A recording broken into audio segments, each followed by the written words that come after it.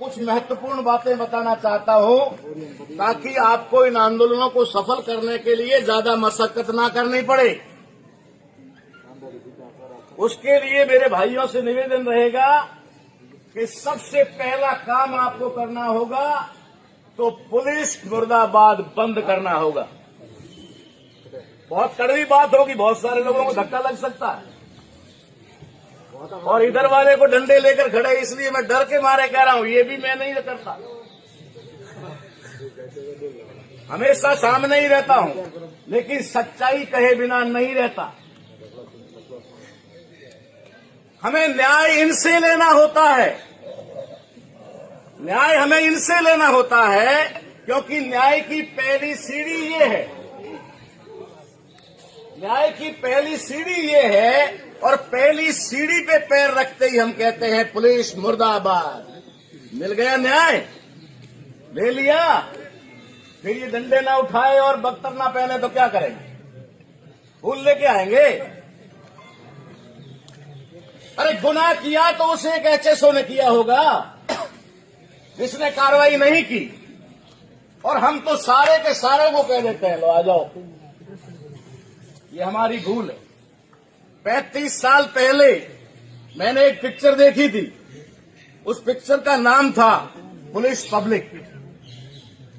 Police public picture का नाम था। 35 साल पहले मैं तकरीबन 18-19 साल का था और वो मैंने पिक्चर देखी।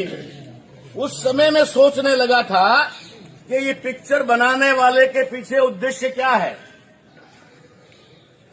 लेकिन जो लोग उस समय उस फिल्मों की कहानियां लिखते थे, उन लोगों को ये पता था कि आगे चल करके हमें क्या करवाना है।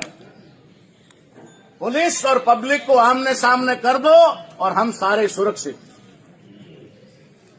वो सारे सुरक्षित हैं, कोई सामने आने को तैयार नहीं, कोई तुम्हारी अर्जी लेने को तैयार नहीं, कोई तुम्हारी वार्ता करने को तैयार नहीं। इनको खड़ा कर दिया डंडे लेकर के। न इनका कोई कसूर है, न तुम्हारा कोई कसूर है। जो कसूरवार है वो लोग आराम से बैठे हुए हैं। 35 साल पहले बनी उस पिक्चर का मकसद आज समझ में आता है।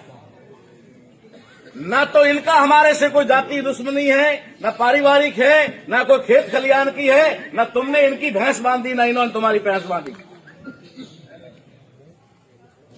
उनका सुरक्षा कवच इसलिए है क्योंकि इनकी मजबूरी है। इनकी मजबूरी है कि इनको जब भी कोई पोस्टिंग करवानी होती है तो डिजायर लिखवानी पड़ती है। डिजायर इनकी कमजोरी है, ये मैं कह सकता हूं। दूसरी कोई कमजोरी नहीं है, इनके पास सारे पावर है, लेकिन एक डिजायर इनको सारा का सारा धराशायी कर देती है। क्योंकि जब तक एमएलए साहब डिजायर नहीं लिखेंगे तब तक पोस्टिंग अच्छे थाने में नहीं होगी, अच्छी जगह नहीं होगी। ये हमारी उनकी मजबूरी हो सकती है, लेकिन हमारी तो भाषा ही यहां से शुरू होती है। मैं आपको बताना चाहता हूं कि यहां खड़ा हर सिपाही से लेकर के अधिकारी आईपीएस तक वो अपनी योग्यता से बना है, पढ़ लिख करके अपनी काबिलियत से बना है।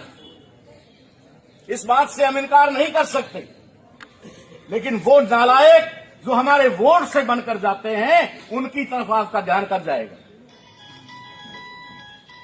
हम इनके ऊपर तो बहुत बड़ा बात कर लेते हैं, बहुत सारी गालियां इनको दे देते हैं। इनको तनख्वाह भी आपके पैसे जेब से जाती है, ये बात पक्की है, लेकिन देने वाला हाथ आपका नहीं है। देने के लिए हाथ किसका है? जिसको तुमने अपने वोटों से चुनकर वहां भेजा।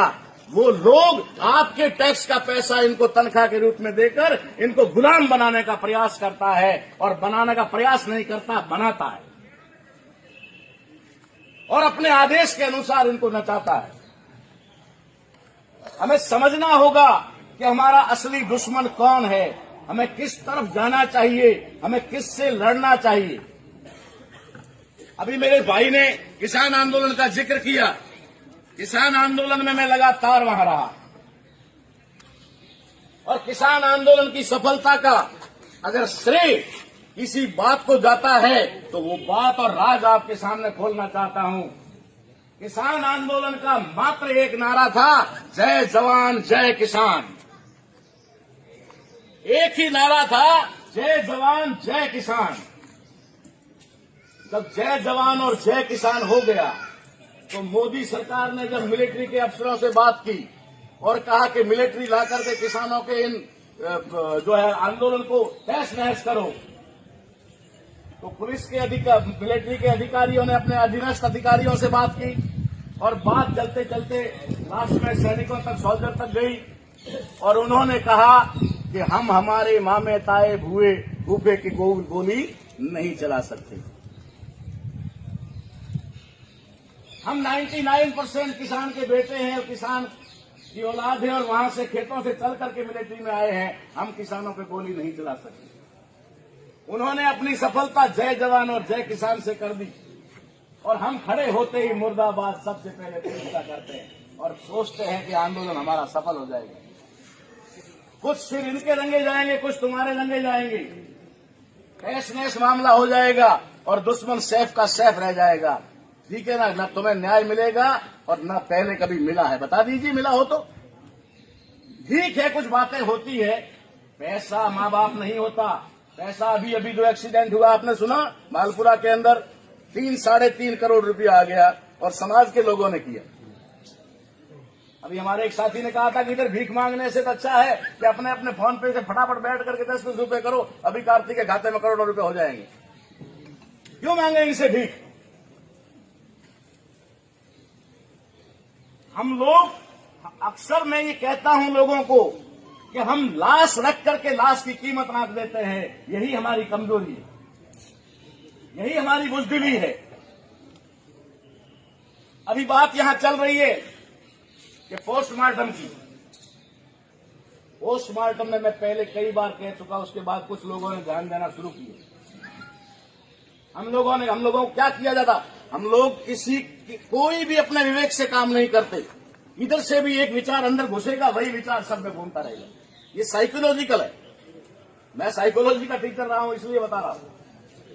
एक विचार छोड़ दीजिए, वो सब में घूमता रहेगा और सबके माइंड को डाइवर्ट कर देगा।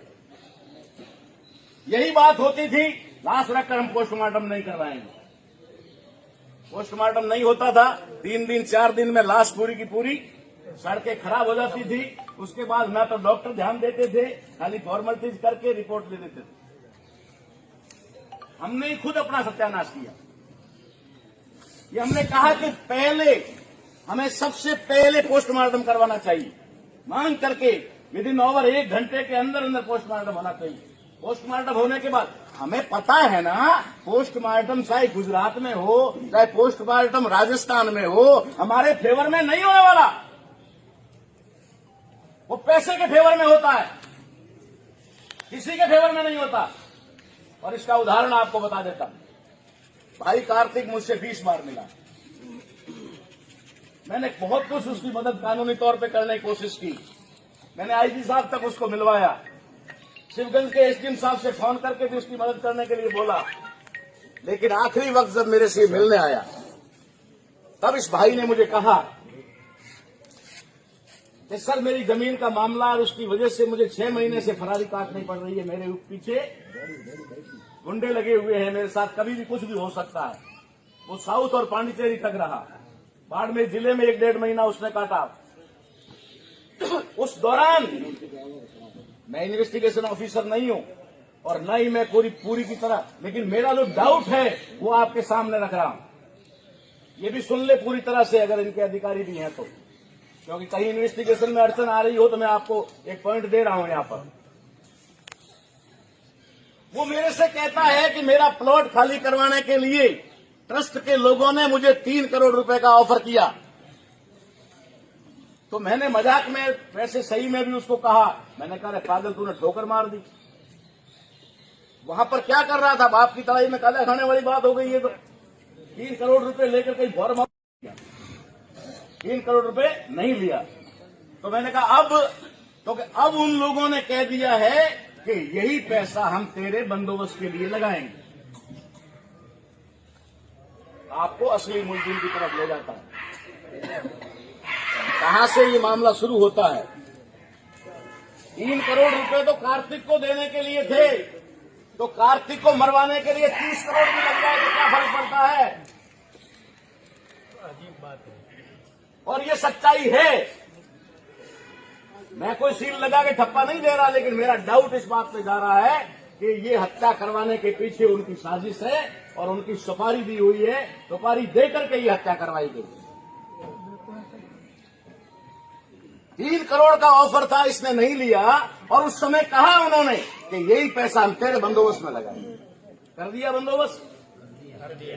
तो जिन लोगों ने बंदोबस्त किया तो सुपारी देते वक्त उन्होंने, मालूम था उनको कि राजस्थान की सरकार को कौन हैंडल कर रहा है, अशोक गहलोत कर रहे हैं। अशोक गहलोत कौन है? माली है। तो मालियों को इन्वॉल्व कर दो, मालियों को इन्वॉल्व कर दो ताकि अपने आप मामला वहां से ठंडा रहे। वरना गहलोत साहब अभी भी वहां से कह सकते थे, मिस्टर फटाफट इनकी मांग पूरी कर और घर भेज, इनको रवाना कर। मामला घर में फंस गया, फंसा दिया। इस प्रकार से उन्होंने षड्यंत्र करके ये मामला किया। आप और हम सभी जानते हैं, जिस दिन उसके साथ मारपीट हुई, मारपीट वाले दिन जिस दिन उसको हॉस्पिटल में ले जाया गया, हॉस्पिटल में वो होश में बात कर रहा था। पैर हड्डी टूटी हुई हो सकती है, लेकिन कोई भी ऐसी गंभीर चोट नहीं थी कि जिसकी वजह से उसकी मौत हो जाए। ऐसा कोई कारण नहीं था। मैं डंके की चोट पे ये बात कह सकता हूँ, उसे हॉस्पिटल में मारा गया। हॉस्पिटल में प्रताड़ित किया गया उसे हॉस्पिटल में मारा गया। आपने देखा होगा कोरोना काल के अंदर हमारे जवान लोगों को अंदर ले जा करके जबरदस्ती, वो कौन सा इंजेक्शन, मुझे तो नाम भी नहीं आता, रैपिड क्या बोलते हैं उसको, वो दे करके उसे मार देते थे, वो डोज देकर मार देते थे। हमारे भाई कार्तिक को भी हॉस्पिटल में इस प्रकार का डोज देके मारा है, सिखा दिया था, क्योंकि उनको मालूम है कि यहाँ बच गया और ये बयान करेगा। इसके बयान के आधार पर गिरफ्तारियां करनी पड़ेगी, गिरफ्तारियां होगी। अगर कोई पुलिस इंस्पेक्टर ईमानदार होगा और अगर वो 2 डंडे मारेगा तो वो मुलजिम हाँ भर देगा कि मुझे वहां से भेजा गया है। ये सारा खेल ना हो जाए उसके लिए